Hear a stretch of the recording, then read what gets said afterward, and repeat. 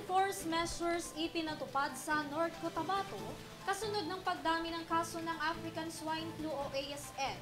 Kung ayan ang report mula kay Catherine Landicho. Patupad ang pamahalang panlalawigan ng mga preventive measures upang mapigilan ang panibagong spike ng African Swine Fever o ASF infestation sa North Cotabato kung saan nagdepopulate pa ito ng humigit kumulang 128 hogs. Sinabi ni Eliseo Mangliwa ng ASF focal person ng pamahalang panlalawigan na ang mga baboy ay nadepopulate sa 5 nayon sa 3 bayan na epektado ng muling pagkabuhay ng mga kaso ng ASF.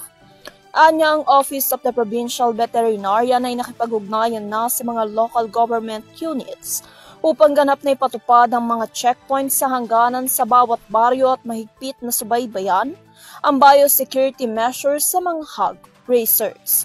Kabilang dyan sa mga apektadong lugar ang barangay poblasyon at magsaysay sa bayan ng Antipas, San Vicente sa Makilala at poblasyon at Idauman sa President Rojas. Dagdag pa ni Mangliwa na ito ay isang multimillion industry na dapat protektahan upang matiyak ang sapat na supply at abot kayang presyo na maaaring makuha sa merkado.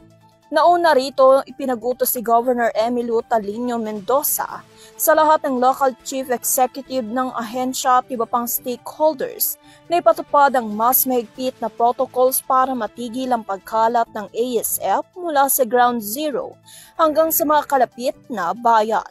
Ani Mendoza, mga lokal na opisyal ay sumang-ayon na magpatupad ng ilang mga hakbang na kumokontrol sa paggalaw at pagbebenta ng baboy at iba pang value-added na produkto sa loob ng 5-kilometer radius mula sa ground zero.